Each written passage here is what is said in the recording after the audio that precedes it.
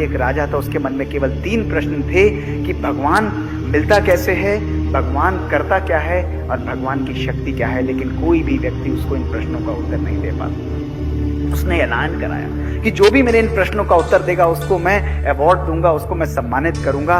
मंत्री का एक छोटा सा अबोध बालक था, बहुत बुद्धिमान था। उसने कहा पिताजी मैं इस महाराज के प्रश्नों का उत्तर दूंगा। अगले दिन पहुंच गए और महाराज ने कहा तू बच्चा, तू इतना अबोध बालक, तू मेरे प्रश्नों का उत्तर देगा? उसने कहा हाँ मैं दूंगा। उसने कहा बताओ मेरे पहले प्रश्न का उत्तर। उसने कहा महाराज आपके दरबार में कोई मेहमान आया है, आप सम्मान नहीं करेंगे? उसने कहा हाँ बताओ मैं क्या करूं? उसने कहा मंगवाइए एक सोने का गिलास और उसमें दूध मंगवाइए, फिर मैं आपके पहले प्रश्न का उत्तर दूंगा।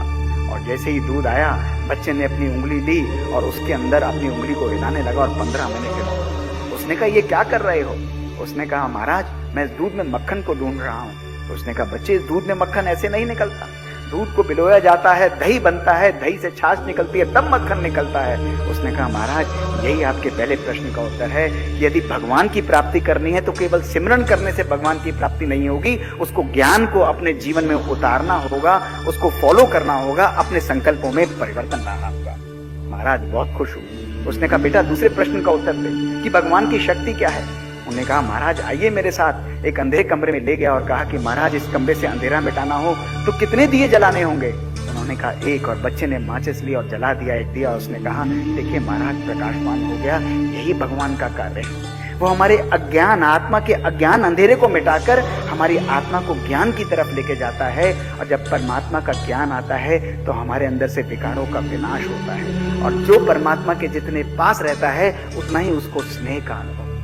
ये है भगवान की प्राप्ति का अनुभव। महाराज बहुत खुश हुए और दरबार में आए और उन्होंने कहा बच्चे अब तीसरे प्रश्न का उत्तर दे कि भगवान की शक्ति क्या है। तो मुस्कुराने लगा। महाराज ऊपर बैठे थे, बच्चा नीचे खड़ा था।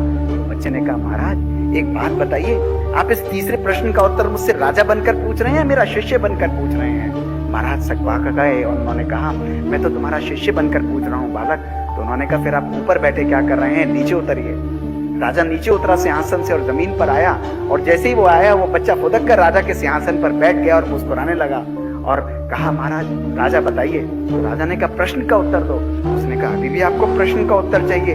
यही तो भगवान की शक्ति है कि वो राजा को रंग बना सकता है और रंग को राजा बना सकता है। मैं आपको अंत में यही कहना चाहता हूँ बहुत विनम्रता से, बहुत सम्मान से कि परमात्मा को अपने जीवन में आने दीजिए।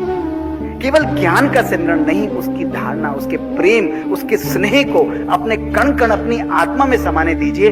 जब परमात्मा हमारे जीवन में आता है तो हमारे संकल्प, हमारे बोल